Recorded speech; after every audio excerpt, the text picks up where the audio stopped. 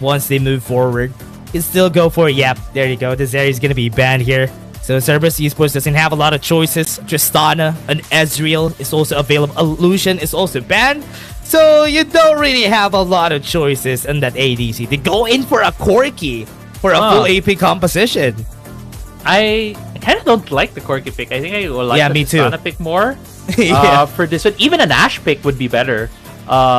Playing it a bit more with that attack speed. But yeah, they do lock in that Corki. Cerberus Esports has something different in mind. I think I could say.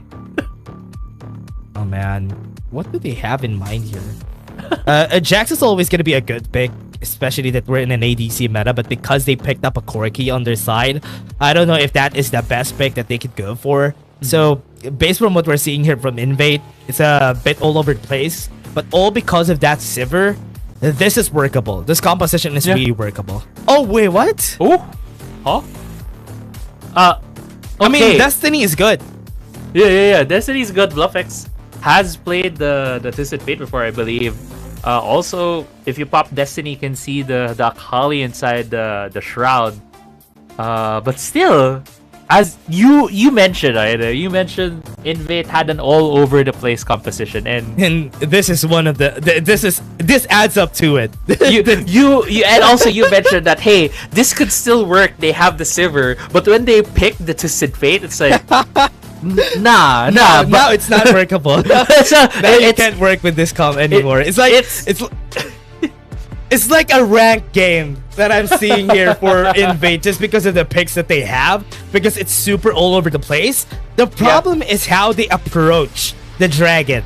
That is one of the biggest reasons why I said that, is because the dragon approach is going to be hard, and having a Twisted Fate just doubles that up. Exactly. You don't approach the dragon then. You just don't. As the composition of Invade has, the best thing they can do whenever Cerberus Esports tries to go for the dragon is to push the side lanes and maybe go for a 1-3-1 split push with the Twisted Fate having a Lich Bane and trying to just take down towers. That might be something they could look at. Having the Sivir in the mid lane allows her to respond very fast to the side lanes. Pops her ultimate, able to help the one getting ganked. But that's it. That's the most thing that they can do right now. With what they have. Objective fights, objective takes are just gonna be too difficult for them, especially with the composition that CES has, which is more meta, more classic, has a lot more ways to just force a team fight on you. Yeah, it's really hard to have those goals in this type of composition if everybody does want to do a lot of different things, and that's one of the reasons why we are still talking about how this composition is going to be hard to make things work. We talked about how Genza with a Corki, this is not as smooth as what we expected, like a Tristana or a Varus that could work out here for the team, but it is still workable though. It's just one champion that was just strayed away from what the composition wants to do. And oh man, Invade has everybody. As you mentioned, right? Invade has a solo queue comp, has a rank game comp right now in their hands, and we'll see. Maybe this could be a comfort thing, right? What they have nothing left to lose. Level 2 body slam stops them from pushing. Now they don't have any more flashes with the exhaust. Genza has been ignited. Look at the pass coming in from Typro fam. One body slam or one barrel. Yeah, barrel could end this life, but the first blood still goes to Cerberus. Yeah, and after the kills on the marksman, this is so much. They're gone. We can leave. We can just be at peace. Yeah, and on the top side though, Taku, what I like about the Jax pick is that Jax is one of the safest picks that you could do for you to have an easier time in lane, and it's gonna go good. Unless that Fiora player knows how to play really well against a Jax, because honestly, all the hands are in the hands of a Jax. A counter strike is way easier to pull up than a riposte. Yeah, it's still a bit of a skill matchup, right? But at the same time, the cards are gonna be, or a lot of the decisions are still gonna come from the Jax. So as a Fiora, you have to be in the mind of the Jax. You have to really read him very well. And I think one of the things you can do that is try. Ooh, almost 17 HP, clean. Really thought safe for Delish. But Going back, right? I think one of the things as a Fiora player that you can do is just keep pressuring the draft. Make him double think. Make him not have the time to think about those decisions. Try to just keep forcing the pressure on him, and you might just have him slip up in some of these crucial decisions that he needs to make of when he's gonna time the riposte of the Fiora.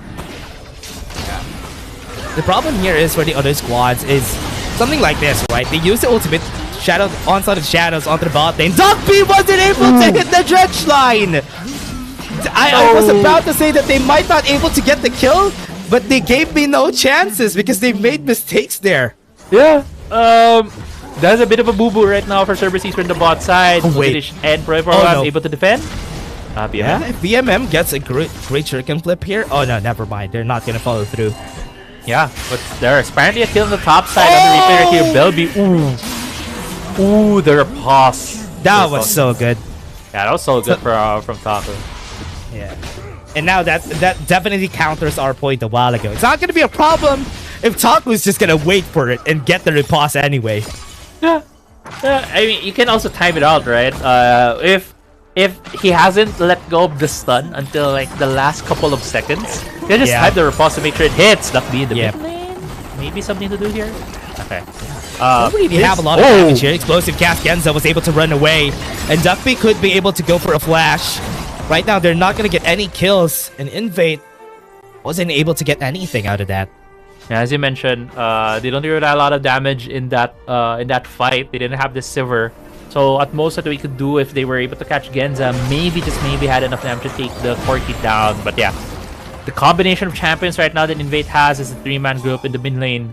Well, did not have that enough damage. Going into the gold lead right now, Cerberus Esports having a very slim gold lead, similar to in game 1 where it's very close between the two teams. We're gonna reach the point where we're gonna see the objective soon when we hit the 5-minute mark. As you mentioned, Invade doesn't really have the best tools to stand in these objectives, so either we'll see a handshake or maybe Invade will try to set up a play. Twisted Fate can set up plays, maybe with an ultimate, maybe with a gank, but the thing is he's at the bot side right now, so not as many options as we would have liked for this Twisted Fate. Yeah, and this is one of the reasons why, because Twisted Fate, yes, could go for a Destiny, could go for a gank if ever they need it, won't need a teleport. But when is that gonna matter? Yes, it's gonna matter at some points in the game, but once Akali gets the items that they need, it won't really be a problem that they need to answer right now. Invade is already at the top side of the map, and based on the actions of Cerberus, they would contest this Rift Herald. Yeah, they will. They will try. Do I won? Maybe catching on the leash. Ooh. Onslaught of Shadows was used already. And Dredge Line is going to be used to counter. Now they don't have anywhere to go right here in Invade Esports, especially with that red carpet. Where are they going to go right now? Unleash is going to go in. Do have the speed. They take it in the end, and Genza is going to be trying to help them out. Look at Taku. Was able to lunge away. BMM is going to follow through. Gets the damage with a 5-point strike. Gets the end. And that's going to be a kill for their side. Right here, they still have one kill that is going to be coming, which is Bell B. They're going to get that kill. BMM might be next. Ignite on his head is going to be surviving. Doug B was able to get the dredge line. Survive for a fliver of health. And BMM is going to die at that pit. Bank is going to be next. And the flash is going to work out for Genza. One more gold card, but Y1 was able to get the slow. And that knockup is going to be enough. And that's 3 kills on the board. Rather, 4 kills on the board for Cerberus. Yeah, 4 kills on the board for Cerberus. Also securing the Herald. Dragon is still on the table for them. They'll be going for the recall, getting their items, getting their HP and mana back. And they just might be ready for another fight here against Invade and the Dragon Pit. They also had the Herald. They could very well just put it down in the mid lane. Genza is the one who was able to pick it up. As you can see, is already running through that mid lane. Invade not even trying right now to go for this Dragon on the dish. We put in a ward bank. Okay, didn't get called out, but we do expect this Herald to be dropped in the mid lane soon to open up that mid lane. Oh man, that third Darkened Blade was enough for him to go for the execute. Nipro fam got there a bit too late. The dredge line is going to be used, and that is going to be an explosive cast to the death. He wasn't able to do anything much there, and this is what we're talking about, this composition. How are they going to be dealing with everybody if they don't really have enough damage to get any executes? Yeah. That's the thing, right? That's so hard enough for Invade, but they're still forcing the issue. Goes in for the Destiny. Duckby, very, very tanky. They got another knock up right there on the members. They're gonna go for back. The perfect execution goes back for the shuriken flip, and they can slow them down. Unleash is gonna be dead here. He's gonna be swinging his halberd, but it's not gonna work out against Cerberus because, as we said, they don't have any damage. How are they gonna go for the kill? Belby could actually chase down Genza, but how is that gonna work? They're gonna be slowing him down. They got the kill, and that's 1 kill out of 2 for Cerberus. Yeah, that's 1 kill out of 2, but in terms of the objectives, Dragon has been picked up by Cerberus. Even mid lane right now is being shipped down by Y1. The top side as well, you see the Fiora still on the push. No. Wow. They just finished it. Didn't even matter if Invade was there. Even checks the blue buff. Oh no, Taku. Taku's gonna be fighting a 2v1, or rather a 2v2. Y1 is in the area though. Gonna be chasing down this guy. Wasn't able to get the body slam! And what a great ankle breaker from Taku.